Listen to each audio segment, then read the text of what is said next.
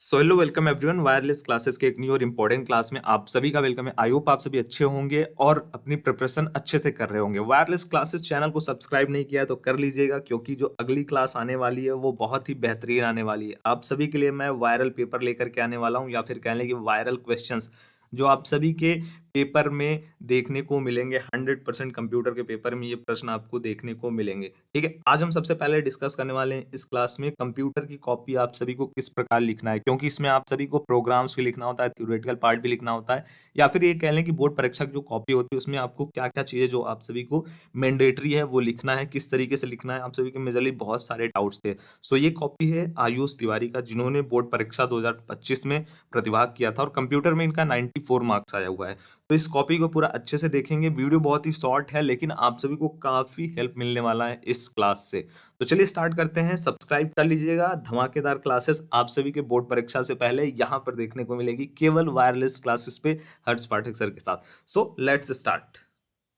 कुछ क्लासेस में आप सभी को रिकॉर्डेड प्रोवाइड करूंगा, कुछ क्लासेस में आप सभी को लाइव प्रोवाइड करूंगा। उसका रीजन जस्ट ओनली वन है कि मैं चाहता हूं कि आप सभी को मैं वे सभी कंटेंट प्रोवाइड कर पाऊं जो मैंने आप सभी के लिए प्रिपेयर किया हुआ है। ठीक है, जस्ट ओनली वन मोटिव है मेरा। सबसे पहले तो आपको ये ध्यान रखना है कि जैसे आप जो भी सेक्शन स्टार्ट कर रहे हैं, जो भी सेक्शन आप स्टार्ट कर रहे हैं, जो भी पार्ट आप स्टार्ट कर रहे हैं क्वेश्चन पेपर का, वो आप मेंशन कीजिए। जैसे देखिए यहाँ पे आयुष ने मेंशन किया हुआ है खंड ब। ठीक है, तो आप सभी का जो पेपर है उसमें जो सेक्शन आप स्टार्ट कर रहे हैं, खंड अ का क्वेश्चन स्टार्ट कर रहे हैं, खंड बी का क्वेश्चन स्टार्ट कर रहे हैं, जो भी पार्ट का आप क्वेश्चन स्टार्ट कर रहे हैं, सबसे पहले हेडिंग में वो लिखेंगे आप।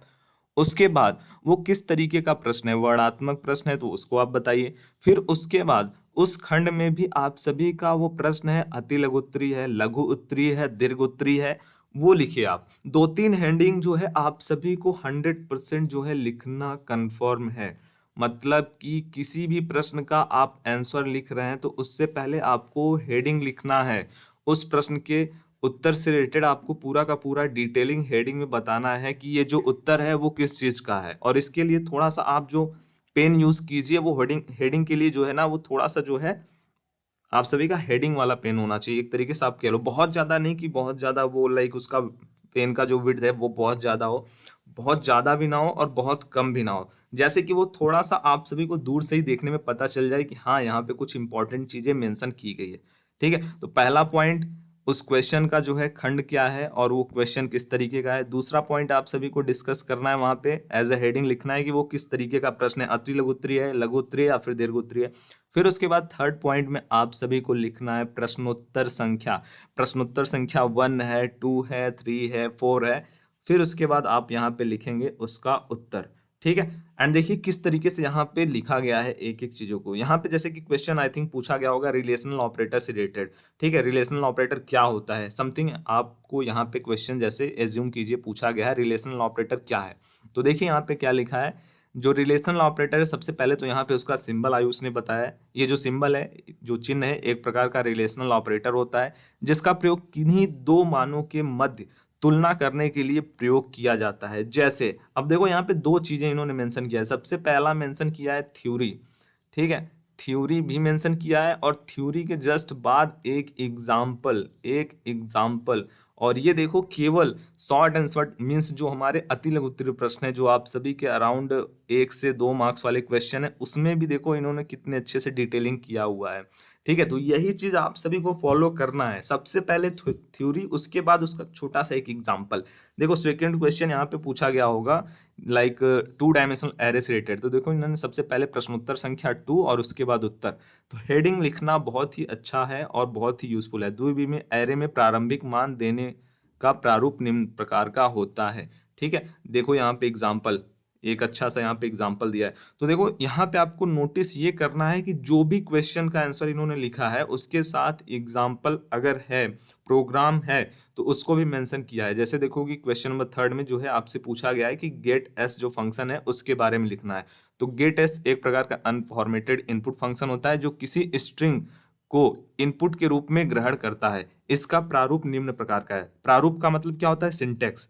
सिंटेक्स, अब देखो सिंटेक्स यहाँ पे दिया गया array name equal to gets function.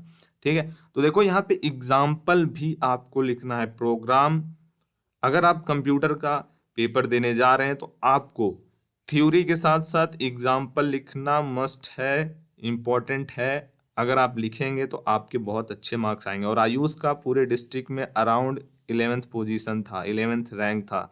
ठीक है, कंप्यूटर में 94 मार्क्स आया हुआ है बोर्ड परीक्षा में। देखो लघु त्रि प्रश्न को इन्होंने किस प्रकार लिखा हुआ है। लघु त्रि प्रश्न यहाँ पे जैसे कि पूछा गया होगा, वन डायमेंशनल एरे से रिलेटेड, एक विमी एरे को घोषित करने के लिए एरे का डेटा टाइप, एरे का नेम, और उसके बाद यहाँ पे स्क्वायर ब्रैकेट के अंदर एरे का साइज जो है लिखना होता है, तथा इस प्रकार के एरे डिक्लेयर जो है हम लोग करते हैं। यहाँ पे पूछा गया होगा क्वेश्चन, एक वीमी जो एरे होता है उसको किस प्रकार डिक्लेयर किया जाता है। तो सबसे पहले देखो यहाँ पे वन वीमी एरे का जो थ्योरी है, थ्योरी पार्ट, फिर उसके बाद इसका एक यहाँ पे एग्जाम्पल या फिर एक छोटा सा सिंटेक्स या फिर एक छोटा सा प्रोग्राम, देखो इंट, उसके बाद यहाँ पे एरे का नेम 8 और उसके बाद उसका साइज, सिंटेक्स, डिक्लेरेशन।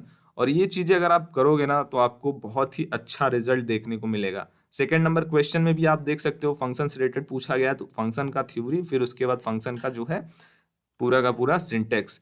देखो प्रोग्राम से रिलेटेड भी आपको क्वेश्चंस देखने को मिलेंगे, थ्योरी पार्ट भी देखने को मिलेगा। यहाँ पे जैसे स्ट्रक्चर और यूनियन का आपको एक क्वेश्चन पूछा गया होगा, तो उससे रिलेटेड यहाँ पे देखो सबसे पहले थ्योरी, फिर उसके बाद उस थ्योरी से रिलेटेड सिंटेक्स, एग्जाम्पल या फिर एक छोटा सा प्रोग्राम, जो भी आप चाहो वो मेंशन करो। इससे क्या होगा, एग्जामिनर को पता चल जाएगा कि आपने अच्छे से प्रिपरेशन किया हुआ है और डीप नॉलेज है आपके पास।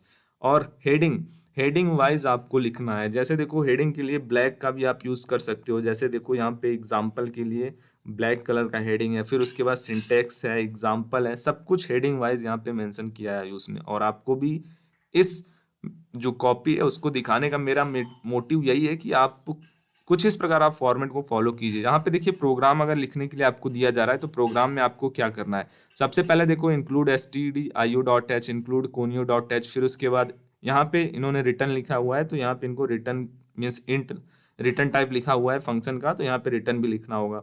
फिर उसके बाद देखो यहाँ पे वेरिएबल का डिक्लेरेशन हो गया, फिर उसके बाद ये तो जो है एक प्रोग्राम हो गया। ठीक है, किसी संख्या को रिवर्स करने का एक प्रोग्राम है, किसी संख्या को रिवर्स करने का ये जो है एक प्रोग्राम है।